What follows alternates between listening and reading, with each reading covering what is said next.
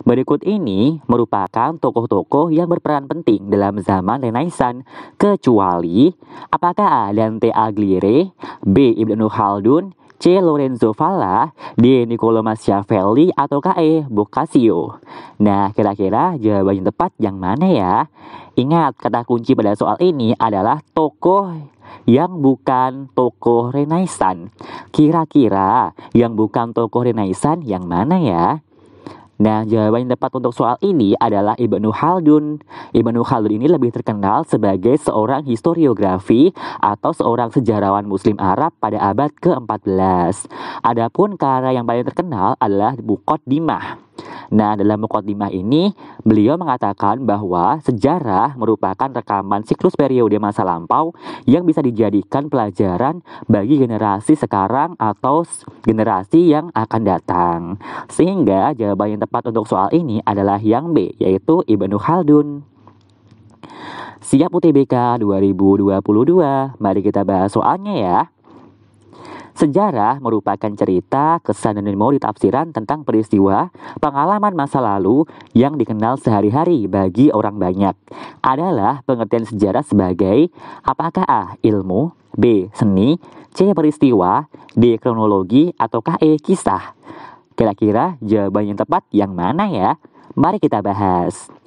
Nah, berdasarkan pengertian ini, sejarah merupakan cerita, kesan, dan memori pengalaman masa lalu. Berarti sangat jelas sekali bahwa soal ini menceritakan sejarah sebagai kisah. Nah, sejarah sebagai kisah merupakan cerita baik berupa narasi yang disusun dari memori, kesan, atau tafsiran manusia terhadap kejadian-kejadian atau peristiwa yang terjadi atau berlangsung pada waktu yang lampau. Nah, di sini ada istilah rerum gestarum.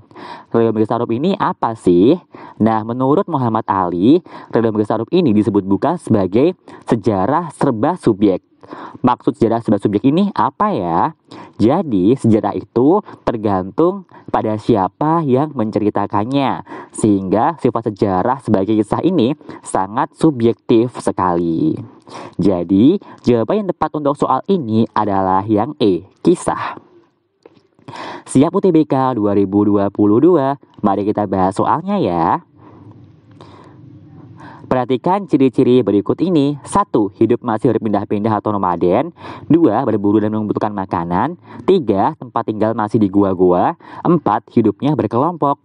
Berdasarkan ciri-ciri tersebut merupakan kehidupan manusia pada masa apakah A. Food gathering, atau B. Food producing, C. Perundagian, D. Bercocok tanam, atau E. Megalitikum.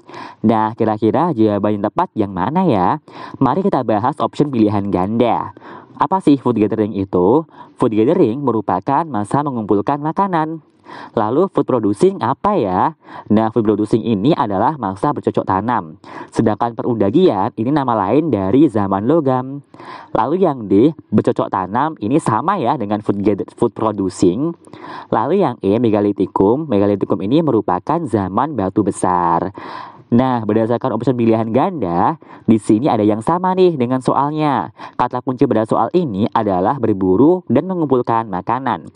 Berarti sangat jelas sekali ya, jawaban soal ini adalah yang A, yaitu food gathering. Siap UTBK 2022, mari kita bahas soalnya ya.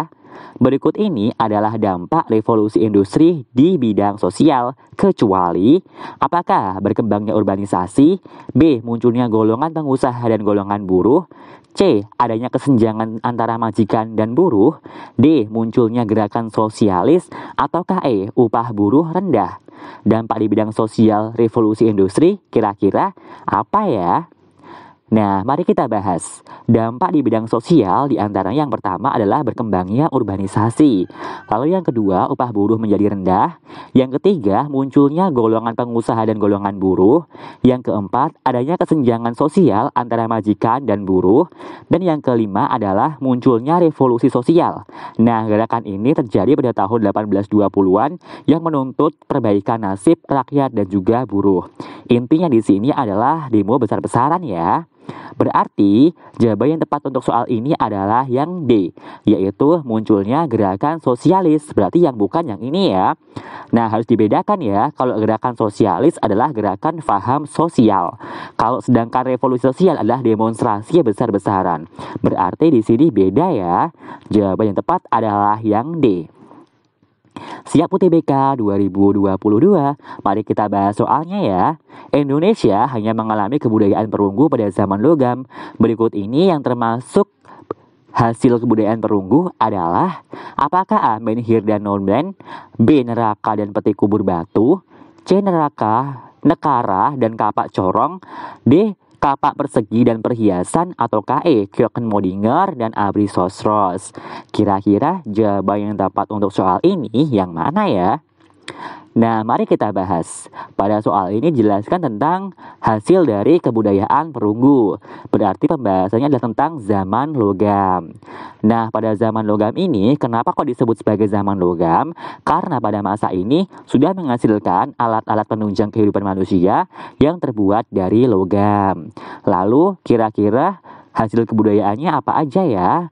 Di sini ada kapak corong, nekara, moko, bejana perunggu, arca perunggu, serta benda-benda perunggu dan besi lainnya. Berarti jawaban yang tepat untuk soal ini adalah yang C, yaitu nekara dan juga kapak corong. Bagaimana? Gampang kan?